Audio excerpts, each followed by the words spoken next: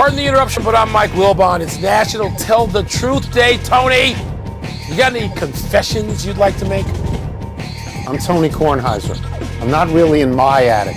I'm Where in your attic. You haven't been home in weeks. You don't even know what your attic looks like anymore. You know, you wouldn't even leave your house long enough to make the 9-minute drive from your attic to my attic.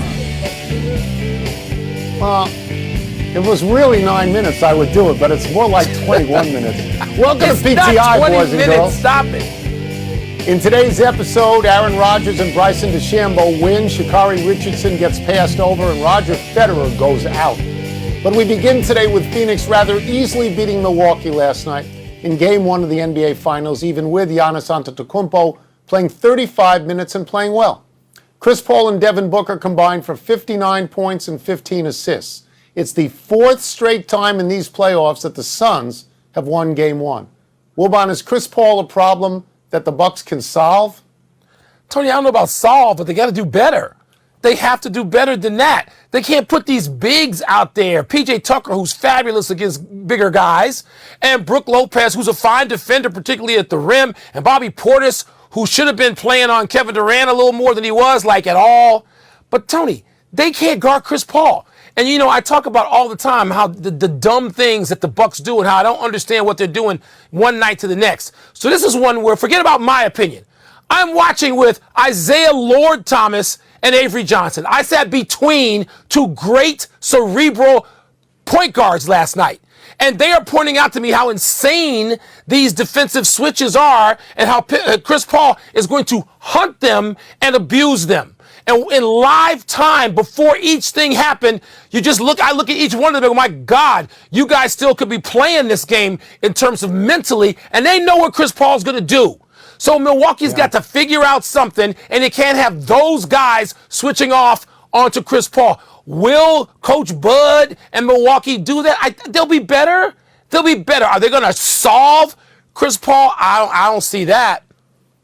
Yeah, so as I sat here and I told you yesterday, I thought that Phoenix is the legitimate and justifiable favorite in the series, whether or not Antetokounmpo plays. And right. I think that this largely has to do, for me, with Chris Paul. Game 1 is the easiest game to dismiss. You know, you don't win the series in Game 1, but Chris Paul has been great in the playoffs so far, and I'm going to give you a couple of numbers that I'm sure you're aware of. In his last 2 games, he has 72 points. Yeah. One in a closeout game against the Clippers and one in a Game 1 of the NBA Finals where he has never been before. That equals the most points he has ever had in 2 consecutive games, playoff or not playoff. Okay, and these are playoff games. It feels to me like Chris Paul is smelling a ring. It really does. A couple of more numbers, Mike, in those 2 games. Okay. 28 of 43 from the field, that's 65.1%. 11 of 15 from 3, that's 73%. 17 assists and 2 turnovers, just 2 turnovers. So if Chris Paul has that kind of series, Milwaukee cannot beat them. It's hard. They cannot. You're right. And it's hard to keep that pace. And Tony, we know how these series go, the rhyme and the reason. It goes back and forth. And as you pointed out, Game 1, you know, if you're Milwaukee, you've got to dismiss that. Tony, here's why they got to feel encouraged. Antetokounmpo wasn't just pretty good on a knee that he thought he was going to miss the year, that he thought he was going to miss the next year when he landed. He said that. So now you've got, his teammates have looked at him and thought, oh my God, Giannis is pretty good. We don't have to wait until next Sunday and get home and see if he's okay. He's going to be okay. That bodes well for Milwaukee, and these things go back and forth. But yeah, look, Chris Paul, Tony, he's wanted this his whole life. He got this. He's been on this stage. The last 2 games, he's been completely unstoppable. But Milwaukee better do something smarter than switch it. You can't have this. I mean, it's not debatable. And Milwaukee does weird things, Tony, so we'll see what they do tomorrow. While the NBA Finals extended a little past your bedtime, or way past. I know you watched a ton of that exhibition golf last night. I did. The pairing of Bryson DeChambeau and Aaron Rodgers beat Phil Mickelson and Tom Brady. 3-2 in the 4th version of the match. A subplot to the competition involved what Rodgers might say about his status with the Packers, which has consisted of last night of we'll see, which is nothing. Tone, what did you take away then from last night's exhibition? So I watched a lot of it. It was on for about 3 or 4 hours in my house. I watched it into the beginning of the NBA game. The first takeaway that I have is that Phil Mickelson, as he has been for the last 4 or 5 years, is in the Phil Mickelson business. He is now packaging 4-ball events. He's selling them to any network that will buy them, and he agrees to talk all the way through, which is his new job. His new job is going to be roving at large. Yes, he's roving at large golf commentary. And what he's going to say to any network out there, because he's better than anybody else on TV at this, he's going to say, if you want me for Sunday, here's my rate. It's higher than Thursday. If you want me for the weekend, here's my rate. If you want me for 2 hours or 3 hours or 4 hours, here's my rate. I will tell you that I thought that Charles Barkley had 2 great lines last night. At one point, he's talking to Tom Brady, and he says, Tom Brady, you're a pretty man. And it was just fabulous that he said that. And at another point, he's listening to DeChambeau and Phil get real geeky about a particular shot, how far away it is, how much of a launch angle they want, how much do they want to spin it back to get underneath the hole for an uphill putt, what is the slope they want to hit, what is the curvature of the moon. And Charles, and I want to get this quote right, Charles says, can you imagine going on a long car ride with those 2 guys? And he had it completely right, because nobody would want to do that. I will tell you that the Rodgers thing, I know you are dismissive of it, as am I.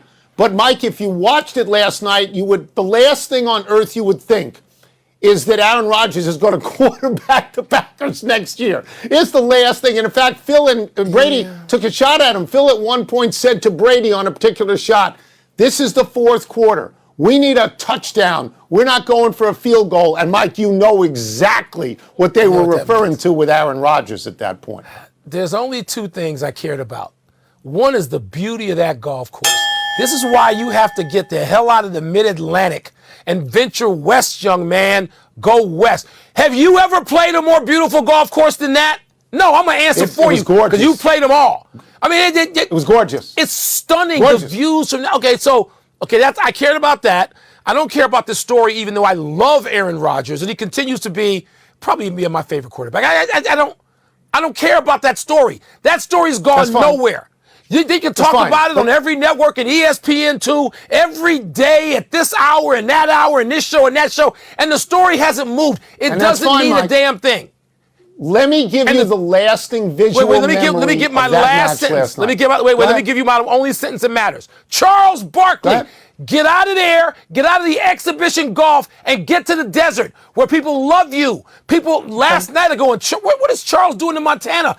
The finals are here. Right. Charles Barkley is basketball in Arizona. People at a basketball gym are wondering where Charles is. People watching the golf are grateful that Charles is there. The lasting visual memory of that match last night was Aaron Rodgers and Tom Brady throwing a football to each other at some point, zipping it, really slinging it, and having no problem catching it. And I sat there in front of the TV and I said, please, God, bring football back soon.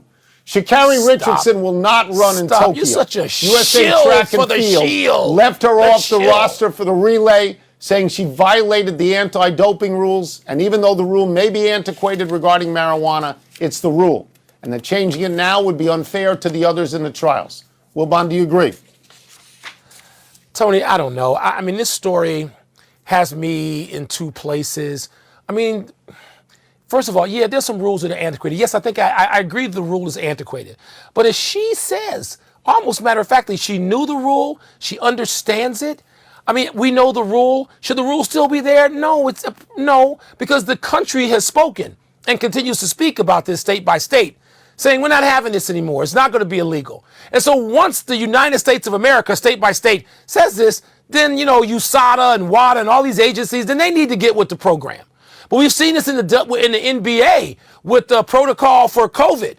And they haven't changed their rules to match what the CDC has said most recently. And so sports get into these situations where they're trying to figure out what to do. I don't know what the track and field athletes as a group do. I have covered those trials in my time. And when you're around them, you can ask them individually, as you have, what do you think of this? Yes. What about this suspension? How do you feel? We don't know that. Not like we usually do. But Tone, I'm not going to stump and crusade and say she had to be on the team. But I think the rule is antiquated. So let me say that I want to see her run. Right. She's extremely fast. She's got a great look. She's a star. You know at the moment you see her, she's a star, and this is a television show. And I am surprised that USA Track and Field left her off when they had the opportunity to put her in the relay. I am surprised. But to your first point, she stood up immediately and she said, I knew what I was doing when I broke the rule, and I broke the rule, so I'm going to focus on the future. If they let me in, they let me in, but I broke the rule. She took complete responsibility for it. And as we both know, this is not a rule buried on page 37. This is a page 1 rule. No. Everybody knows this rule. My problem overall is that it is a rule and it is not the law. Okay, the law, as you point out, varies from state to state, including the state in which she consumed marijuana, Oregon, where it is legal for her to do it. But she cannot seek redress from the courts because it's not a law. It's a rule. Right. There's no due process that she can ask for. So much like you, I am conflicted. I want to see her run, but I agree. Of course I do. But I get it. I get it. You know, so, all right, we move on. If prompter comes up, let's take a break. Still to come, will the Lightning wrap up the Stanley Cup tonight? Are you allowed contractually to talk about hockey when you're shilling for the Shield? I just wonder about that. Juan Lagares made a terrific catch last night with Billy Hamilton. Oh, he might have made a better one. Toss up. It's next. And Tony can go on with the show and not talk about the league. Nobody but Tom Brady and Aaron Rodgers. Love to watch him throw the football. It's time for toss-up. 2 men enter, 1 man leaves, claims victory, and hopes someone adds it to his Wikipedia page to make his empty pronouncement seem historically significant to future generations. What's first? Toss-up. Who you got in tonight's Game 5? The Canadiens or the Lightning? Get to it in a second. I've got an update from Mayor Jane Castor in Tampa. You remember she ran her yap about how she wanted Montreal to win Game 4 so that Tampa could clinch at home in Game 5. She's walking it back. She says, and I quote, I never wish they lost, and lesson learned, don't try to be funny when you're the mayor or about sports. Okay, except that she actually did say that, which is why you and I are both rooting for Montreal. Own it! Two small facts. No home team has hoisted the cup since 2015, but a more significant fact, Mike, Tampa Bay in the last 2 postseasons, after a loss, they're 14-0. That's remarkable. Yeah, Tampa. I mean, look, Tony, Tampa's going to win. I'm rooting for Montreal. This would be great if Montreal could go back, the Canadiens could go back and have Game 6 in Montreal. That would be so cool. But, you know, it's not going to happen. This is a 5-1 game where they scored, twice early on Carey Price, and it's 2-0. You can see, we've seen this a million times. And you know what? You and I, who hate the notion of hockey in the Sun Belt, we do. I mean, they don't need a team out here either. We're going to have to eat it on Tampa. We're both going to have to eat it because they're going to win again. Next. Toss-up. Better catch from last night. Juan Lagares or Billy Hamilton? All right, let's watch Lagares catch first. He goes over the wall in right center, and he brings back a 2-run home run by Xander Bogaerts that would have tied the score. It's a very dramatic moment. It keeps Shohei Ohtani as the winning pitcher. He goes 7 innings. He gives up 5 hits and 2 earned. It's a big play for him. Not as good as this one. No, it's not a great catch. It's a good catch. Billy Hamilton's catch lacks drama. Come on, the White Sox are ahead by a lot, but watch this. He dives, he lays out, he slides 10 feet on the track in the mud. It is a better catch, a harder catch, a greater catch. There is no question about this. He's running through a couple of inches of water on the way to the ball. He knows what's going to happen on that warning track. And still, first of all, you got the gravel, which is now gravel and mud, and it's going to burn, most people burn your chest hair off. And then he face plants in this. That catch that's an all-time catch. People go over the wall every night in Major League Baseball. That's right. They don't face plant in 3 inches of mud. Billy Hamilton. One catch is more dramatic, the other catch is more meaningful, and that's it. A victory for the ages for me, Tony Kornheiser. Let's take one last break. Still to come, a major upset at Wimbledon. Man, that was some. I know what you're referring to. Fernando Tatis Jr. Again for Fernando Tatis Jr. The plays keep coming. 2 nights in a row, he makes a great play. He made a great play. Yeah, most exciting. Happy time, people. Happy 49th birthday, Lisa Leslie. The much-decorated center has had our number 33 retired by USC and our number 9 retired by the Los Angeles Sparks. Even more of an honor, Leslie was elected to the Basketball Hall of Fame. She played her entire WNBA career from 1997 to 2009 for the Sparks. Leslie took off the 2007 season while pregnant with her daughter Lauren, then came back for the 2008 season. Leslie is a 2-time WNBA champ, a 2-time WNBA Finals MVP, a 3-time WNBA MVP, an 8-time first-team All-WNBA player, and a 4-time Olympic gold medalist. Since retiring as a player, Leslie has worked as a commentator and an analyst for NBC, ABC, and Fox, and she has been a studio analyst for Orlando Magic games. Tony, you and I often talk about GOATs in every sport, and on the very, very, very short list of greatest women's basketball players ever of all time anywhere, Lisa Leslie's on that list. I saw her a couple of weeks ago, about a month ago, I guess, at the Basketball Hall of Fame. I'm sort of in awe whenever I see Lisa Leslie, a charismatic person, a great player, and it's great to see her in media now. Yeah, I mean, she's on the list. I mean, for me, Taurasi's on the top of the list, but she's on the list. Happy anniversary, Boris Becker.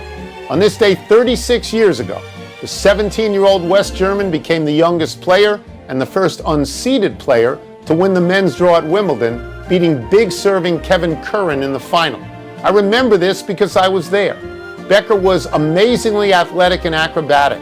He spent as much time falling on the grass courts as running on them. Becker was thick, too, and strong at 6'3", 190. Had he been born in the United States, there's no way he'd have become a tennis player.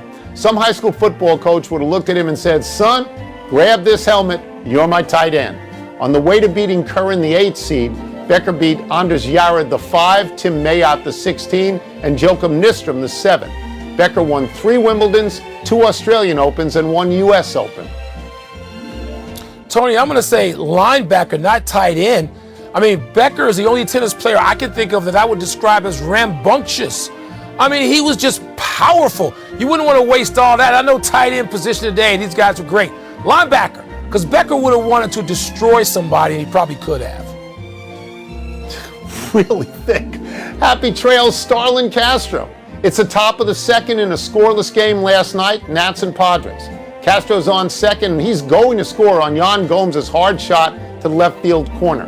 But Fernando Tatis Jr. gets the cutoff throw and guns it perfectly on one hop to the catcher, and Castro is dead meat at the plate.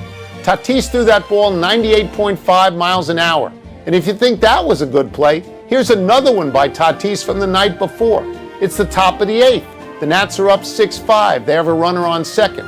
Ryan Zimmerman kills a pitch. It's going to be a gapper. It's going to score that runner. But Tatis leaps up and catches it. He's got to be 12 feet in the air, Wilbon, and he uses a dolphin kick to propel even higher. He's the most exciting player in the National League. He's the most exciting player in baseball, with all due respect to the bomber and ace on the California Golden Angels, or whatever they're calling themselves these days. Tatis is the most exciting, Tony, because no one can do the things he can do all over the field. You can go back to Ricky Henderson. You can go back to Jackie Robinson if you want. Tatis, excitement. He is Mr. Excitement. Tremendous that you confuse the Angels with the California Golden Seals from 40 years ago. Tremendous. Weren't they called the Golden Angels at once? Suns reserve big man Dario Saric tore his ACL last night. He is out for the season. Let's go to the big finish if we could. Roger Federer lost in the Wimbledon quarters in straight sets. Your thoughts? Tony, I watched this. He got a beat down. We're not used to seeing Roger Federer like this. He's a month from turning 40. It's just time. He's not Roger Federer anymore. It's okay. He's the GOAT for a minute and a half right now. The White Sox designated Adam Eaton for assignment. Are you surprised at that? He's not batting at all, but he was terrific with the Nationals. He was part of the World Series. He was really a good player here. The Cubs lost their 11th straight, but Jake Arrieta says he's not even close to finish. Do you agree? Couldn't go get 2 innings last night, Tone. It's hard to agree with that.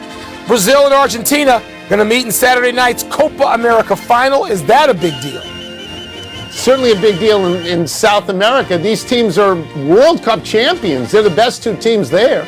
Last one. Jacob deGrom went 7 innings, gave up 2 runs in a Mets win this afternoon. His ERA up to 108. What's wrong with deGrom? What's wrong? He's not a Cub. That's what's wrong with him. He ought to be, blue pinstripes. I'm just saying. The other Out of time. Try and do better the next time. I'm Tony Kornheiser. Federer's still the GOAT. He is. I'm Mike Wilbon. Same time tomorrow, Knuckleheads. You can get the podcast on the app or Apple Podcasts. Federer bakes.